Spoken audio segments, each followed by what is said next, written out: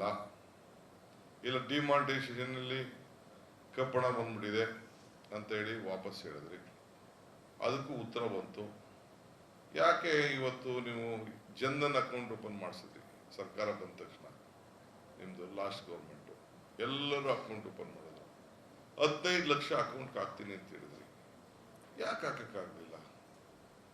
ಆಯ್ತು, ರೈತರಿಗೆ ಡಬಲ್ ಆದಾಯ ಮಾಡ್ತೀವಿ ಅಂತ ಹೇಳಿದ್ರಿ, ಇನ್ಕಮ್ ಡಬಲ್ ಮಾಡ್ತೀವಿ, ಬೆಲೆಗೆ ನಿಯಂತ್ರಣ ಮಾಡ್ತೀವಿ ಅಂತ ಹೇಳಿದ್ರಿ. ಅದು ಮಾಡೋಕ್ಕಾಗಲಿಲ್ಲ.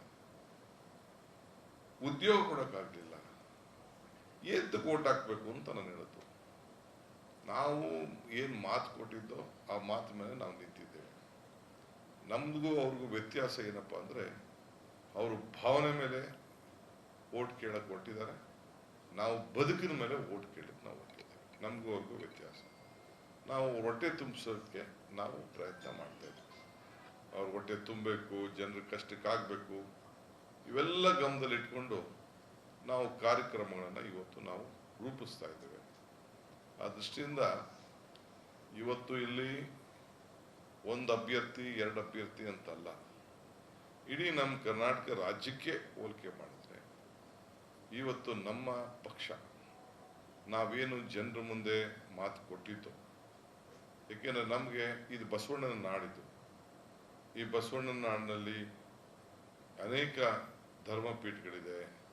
ಈ ದೇಶದ ಸಂಸ್ಕೃತಿ, ನಮ್ಮ ಆಸ್ತಿ ಎಲ್ಲ ಯಾವಾಗಲೂ ಕೂಡ ಯಾವುದೇ ಮಾತುಗಳನ್ನು ಕೊಟ್ಟರೆ, ಈ ಉಳುಮೆ ಭೂಮಿ ವಿಚಾರ ಬಂದರೆ, ಆಗ ದೇವರಾಜ ಅರಸರ ಕಾಲದಲ್ಲಿ, ಆಗ ಇಂದಿರಾ ಗಾಂಧಿ ಅವ್ರ ಕಾಲದಲ್ಲಿ ಈ ಉಳು ಭೂಮಿ ಕೊಟ್ಟು, ಅದಾದ್ಮೇಲೆ 40 ಬಂಗಾರಪ್ಪನವ್ರ ಕಾಲದಲ್ಲಿ, ವೀರೇಂದ್ರ ಪಾಟೀಲ್ ಕಾಲದಲ್ಲಿ ಫಾರಂ 50, 53 ಇವೆಲ್ಲ ಹಾಕ್ಸಿದ್ವಿ. ಜಮೀನನ್ನು ಕೊಟ್ಕೊಂಡು ಬರ್ತಾನೆ ಇದ್ದೀವಲ್ಲ ನಾವು. ಈಗೂ ಎಕ್ಸ್ಟೆನ್ಷನ್ ಮಾಡೋದಲ್ಲ, ಕಾಗೋಡು ತಿಮ್ಮಪ್ಪನ ರೆವಿನ್ಯೂ ಮಿನಿಸ್ಟರ್ ಆಗಿದ್ದಂಥ ಸಂದರ್ಭದಲ್ಲಿ. ಇವೆಲ್ಲ ಬದುಕಿಗೋಸ್ಕರ ನಾವು ಕಟ್ತಿರುವಂಥ ಒಂದು ಸರ್ಕಾರ. ಅದಕ್ಕೆ ನಾನು ಹೇಳ್ತಾ ಇದ್ದೀನಿ, ನೀವು ವಿಫಲ ಆಗಿದ್ದೀರಿ. ನಿಮಗೆ ಕೇಳೋಷ್ಟು ಶಕ್ತಿ ಇಲ್ಲ, ಮಾನವೀಯತೆಗೆ ಬಗ್ಗೆ ನಿಮಗೆ ಗೌರವ ಇಲ್ಲ. ಆ ದೃಷ್ಟಿಯಿಂದ ನಿಮಗೆ ಎಲೆಕ್ಷನಲ್ಲಿ ವೋಟ್ ಕೇಳಲೇಬಾರ್ದು. ನೀವು ಕೇಳಲೇಬಾರ್ದು. ನಿಂತ್ಕೊಂಡಿದ್ದು ದೊಡ್ಡ ತಪ್ಪೆ. ನೀವು ಎಲೆಕ್ಷನ್ ನಿಂತ್ಕೊಂಡಿದ್ದು ಯಾಕೆಂದರೆ ಸುಳ್ಳು ಅಂದರೆ ಮತ್ತೊಂದು ಹೆಸರು. ನಾನು ಅಕ್ಬರ್ದು ಬೀರ್ಬಲ್ದು ಒಂದು ಯಾವಾಗಲೂ ಒಂದು ಮಾತು ಹೇಳ್ತಾ ಇರ್ತೀನಿ. ಅಕ್ಬರ್ದು ಬೀರ್ಬಲ್ಗೂ ಸಂಭಾಷಣೆ, ಸುಳ್ಳಿಗೂ ಸತ್ಯಕ್ಕೂ ಎಷ್ಟೇ ಅಂತರ ಅಂತ ಅಕ್ಬರು ಬೀರ್ಬಲ್ ಕೇಳ್ತಾನೆ.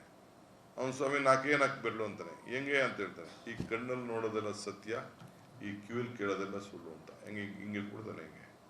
ಹಂಗೆ ನಮ್ಮ ಏನು ಗ್ಯಾರಂಟಿಗಳಿದೆ ಅದು ಕಣ್ಣಲ್ಲಿ ನೀವು ನೋಡ್ತಾ ಇದ್ದೀರಿ. 2,000 ರೂಪಾಯಿ ದುಡ್ಡು ಬರೋದು ಫೋನಲ್ಲಿ ಬರ್ತಾ ಇದೆ. ವಿದ್ಯುತ್ ಶಕ್ತಿ ಬಿಲ್ಲು 0 ಬಿಲ್ ಬರ್ತಾ ಇರೋದು ನೀವು ಕಣ್ಣಲ್ಲಿ ನೋಡ್ತಾ ಇದ್ದೀರಿ. 10 kgಗೆ 5 kgಗೆ ದುಡ್ಡು, 5 kg ಅಕ್ಕಿ ಕೊಡ್ತಾ ಇರೋದು ನೀವು ಕಣ್ಣಲ್ಲಿ ನೋಡ್ತಾ ಇದ್ದೀರಿ. ಹೆಣ್ಮಕ್ಳು ಫ್ರೀಯಾಗೆ ಬಸ್ಸಲ್ಲಿ ಓಡಾಡ್ತಾ ಇರೋದು ನೀವು ಕಣ್ಣಲ್ಲಿ ನೋಡ್ತಾ ಇದ್ದೀರಿ.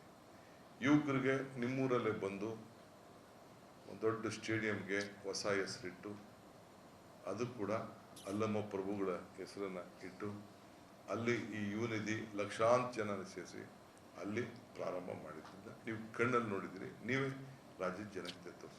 ಅಂಥದ್ದು BJPಯವರು ಏನು ಮಾಡಿದ್ದಾರೆ ಹೇಳಿ. ಸುಳ್ಳು ಬಿಟ್ಟರೆ, ತಪ್ಪುದಾರಿಗೆ ಎಳೆಯೋದು ಬಿಟ್ಟರೆ, ಭಾವನೆ ಮೇಲೆ ಮಾತಾಡೋದು ಬಿಟ್ಟರೆ, ಜಾತಿಗೆ ಧರ್ಮಕ್ಕೆ ಒಡೆದಾಕ್ಬಿಟ್ಟು ಒಬ್ರೊಬ್ರು ತಾರತಮ್ಯ ನೋಡೋದು ಬಿಟ್ಟರೆ ಬೇರೆ ಏನು ಮಾಡಿದ್ದಾರೆ ಅಂತ ಓಟ್ ಕೇಳಲಿಕ್ಕೆ ಪ್ರಯತ್ನ ಮಾಡ್ತಾರೆ.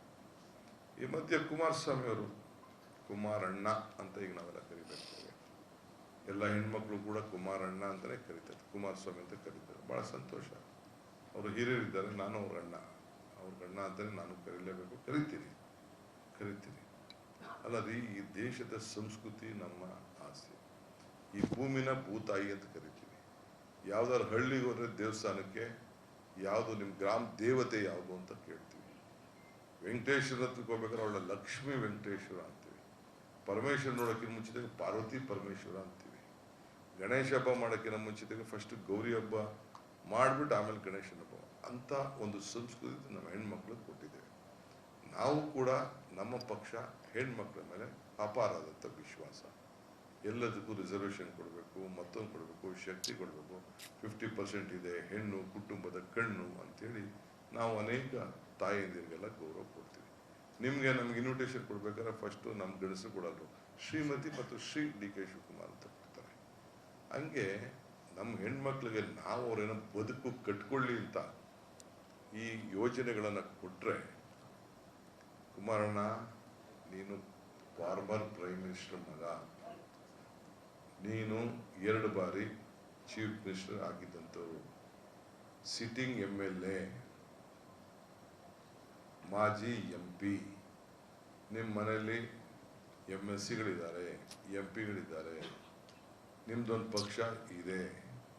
ಆ ಪಕ್ಷ ಇವತ್ತು ನೀವೇನೋ BJP ಜೊತೆ ಏನು ಮಾಡ್ಕೊಂಡಿದ್ರು ಅದು ನಿಮ್ ಬಿಟ್ಟಿದ್ದು, ಮಾರ್ಕೊಂಡ್ರು ಇಟ್ಕೊಂಡ್ರು ಏನು ಮಾಡ್ಕೊಂಡ್ರು ಅದು ನಿಮ್ ಬಿಟ್ಟಿದ್ದು, ಅಂಡರ್ಸ್ಟ್ಯಾಂಡಿಂಗ್ ಬಂದಿದ್ರು, ಮುಂದಕ್ಕೆ ಏನಾಗ್ತದೋ ನಿಮ್ ಬಿಟ್ಟಿದ್ದು.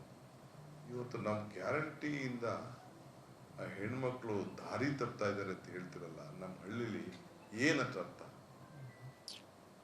ನನಗೆ ನೋವಾಯ್ತು ಅಂತ ನಿನ್ನೆ ಹೇಳಿದ್ರೆ ಹೆಣ್ಮಕ್ಳು ಅವ್ರ ಆಕ್ರೋಶನ ಇಡೀ ರಾಜ್ಯದ ಉದ್ದಕ್ಕೂ ಕೂಡ ಅವ್ರು ವ್ಯಕ್ತಪಡಿಸ್ತಾ ಇದ್ದಾರೆ.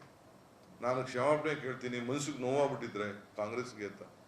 ಕಾಂಗ್ರೆಸ್ಗಲ್ಲ, ಇಡೀ ಮನುಕುಲಕ್ಕೆ, ಹೆಣ್ಮಕ್ಳಿಗೆ ಅಲ್ಲ, ಎಲ್ಲರಿಗೂ ಕೂಡ ಇಂಥ ಮಾತುಗಳಿಂದ, ಇಂಥ ಉಡಾಫೆ ಮಾತುಗಳಿಂದ ಜನ ರೊಚ್ಚಿಗೆದ್ದಿದ್ದಾರೆ. ನಾನು ಕೂಡ ಪಕ್ಷದ ಅಧ್ಯಕ್ಷನಾಗಿದ್ಕೊಂಡು ಈ ಗ್ಯಾರಂಟಿ ಯೋಜನೆ ತರಲಿಕ್ಕೆ ಕಾರಣಕರ್ತಾದವನು ನಾನು. ಸಿದ್ದರಾಮಯ್ಯನವರು ಈ ಗ್ಯಾರಂಟಿ ಯೋಜನೆಗೆ ಸಿಗ್ನೇಚರ್ ಮಾಡಿರೋ, ಸಿಗ್ನೇಚರ್ ಮಾಡಿ ಮನೆಗೆ ಹಂಚಿದ ನಾವು.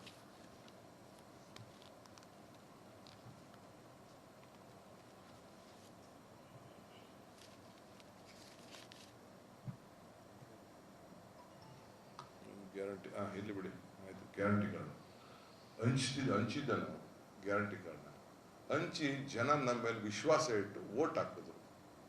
ಈಗ ವೋಟ್ ಹಾಕಿ ಗೆಲ್ಲಿಸಿ 136 ಸೀಟ್ ಕೊಟ್ಟು ನಾವು ಬರೀ 7 ತಿಂಗಳಲ್ಲೇ ಎಲ್ಲ ಗ್ಯಾರಂಟಿನ ಅನುಷ್ಠಾನ ಆಗ್ತದಂದ್ರೆ ನೀನು ಸಂತೋಷ ಪಡ್ಬೇಕು. ನಿಮ್ಮ MP ಸುನೀಲ್ ಕುಮಾರ್ ಅವ್ರೇನು ಹೇಳಿದ್ದಾರೆ, ಬೇಕಾದ್ರೆ ಇಲ್ಲೇ ಇದೆ ಪೇಪರ್ ಸ್ಟೇಟ್ಮೆಂಟ್, ಅವ್ರು ಕೊಡ್ತೀನಿ ನಾನು. ಬೇರೆ ಎಲ್ಲ ಏನು ಹೇಳಿದ್ದಾರೆ, ಅತ್ತೆಗೂ ಸೊಸೆಗೂ ತಂದಿಕ್ಕೆ ಕೊಡ್ತೀರಿ ಅಂತ ಹೇಳಿದ್ರಿ. ಯಾವ್ದಾರು ಅತ್ತೆ ಸೊಸೆ ಕಿತ್ತಾಡಿದ್ರ? ಒಲಿ ನಿಮ್ಮ ಶಿವಮೊಗ್ಗದಲ್ಲಿ ಯಾರು ಅತ್ತೆ ಸೊಸೆ ಕಿತ್ತಾಡಿದ್ರ? ಯಡಿಯೂರಪ್ಪನವ್ರು ಹೇಳಿದ್ರು, 1 ಕಾಳು ಕಡಿಮೆ ಕೊಟ್ಟರು ನಾನು ಬಿಡುದಿಲ್ಲ ಅಂತ ಹೇಳಿದ್ರು. 1 ಕಾಳು ಕಡಿಮೆ ಕೊಟ್ಟರು ಕೊಡಿಸ್ಬೇಕಾಯ್ತು 5 kg ಅಕ್ಕಿನ. ಅದಕ್ಕೆ ನೀನು ಕೊಡದೇವ್ರು ಚಿಂತೆ ಇಲ್ಲ ಅಂತ ದುಡ್ಡು ಕೊಡಬೇಕು ಅಂತ ತೀರ್ಮಾನ. ಅರ್ಗದ ಜ್ಞಾನ 420 ಗ್ಯಾರಂಟಿ. ಅರ್ಗದ ಜ್ಞಾನ ಕರೆಕ್ಟ್. ನನಗೆ ಹುಡುಗ ಕೊಟ್ಟ, ನನಗೆ ಮೋಹನ 420 ಅಂತ ಹೇಳಿ ನಮ್ಮ ಸಮಾವೇಶದಲ್ಲೇ ಭಾಗಿಯಾಗಿದ್ದಾರೆ. 420 ಗ್ಯಾರಂಟಿ ಅಂತ. ಏನ್ 420? ನಮ್ ಗ್ಯಾರಂಟಿ 420 ಗ್ಯಾರಂಟಿನ? ಅರ್ಗದ ಜ್ಞಾನ ಅಂದ್ರೆ ಹೋಮ್ ಮಿನಿಸ್ಟರ್, ಜ್ಞಾನನೇ ಇಲ್ಲ ಅವನಿಗೆ. ಅರ್ಧ ಜ್ಞಾನ ಅಲ್ಲ, ಜ್ಞಾನನೇ ಇಲ್ಲ. ಅಜ್ಞಾನಿ ಇವತ್ತು ಅವರು ಮಾಡಿದ್ದಾರೆ. ಅದಕ್ಕೆ ಅದಿರ್ಲಿ, ಅರ್ಗದ ಜ್ಞಾನ ಅಂದ್ರೆ ನೋಡ್ಕೊಳ್ಳೋಣ. ಈಗ ನೆಕ್ಸ್ಟ್ ಜನ ತೀರ್ಮಾನ ಮಾಡ್ತಾರೆ. ಈಗ NDA ಪಾರ್ಟ್ನರ್ ಕುಮಾರಸ್ವಾಮಿ ಹೇಳಿದ ಮಾತಿಗೆ ಯಾಕಿನ ಯಡಿಯೂರಪ್ಪನವ್ರು ಮಾತಾಡ್ತಾ ಇಲ್ಲ ವಿಚಾರದಲ್ಲಿ? ಯಾಕೆ ಅಶೋಕ್ ಮಾತಾಡ್ತಾ ಇಲ್ಲ? ಯಾಕೆ ಶೋಭಕ್ಕ ಮಾತಾಡ್ತಾ ಇಲ್ಲ? ಯಾಕೆ ನಿರ್ಮಲಾ ಸೀತಾರಾಮನ್ ಮಾತಾಡ್ತಾ ಇಲ್ಲ? ಯಾಕೆ ಪ್ರೈಮ್ ಮಿನಿಸ್ಟರ್ನ ಅದಕ್ಕೆ ಉತ್ತರ ಕೊಡ್ಲಿಲ್ಲ? ಕುಮಾರಸ್ವಾಮಿ ಮಾತ್ರ ನನಗೆ ಸಿದ್ದರಾಮಯ್ಯನವರು ಇದಕ್ಕೆ ಉತ್ತರ ಕೊಡಬೇಕು ಅಂತ ಹೇಳ್ತಾವ್ರೆ. ನಾವು ಕೊಡ್ತಾ ಇದ್ದೀವಿ, ನೀವ್ಯಾಕೆ ಕೊಡ್ತಾ ಇಲ್ಲ ಉತ್ತರನ? ಇದು ಸರಿನಾ ಇಲ್ವಾ ಅಂತ ನಾನು ಕ್ಷಮಾಪಣೆ ಕೇಳು ಅಂತ ಹೇಳೋದಿಲ್ಲ. ಮಾಡಬಾರ್ದು ಮಾಡ್ಬಿಟ್ಟು ಹೊಡೆದ್ಬಿಟ್ಟು ತಪ್ಪಾಯ್ತು ಕ್ಷಮಿಸ್ಬಿಡಿ ಇವೆಲ್ಲ ಯಾರು ಕೇಳ್ತಾರೆ?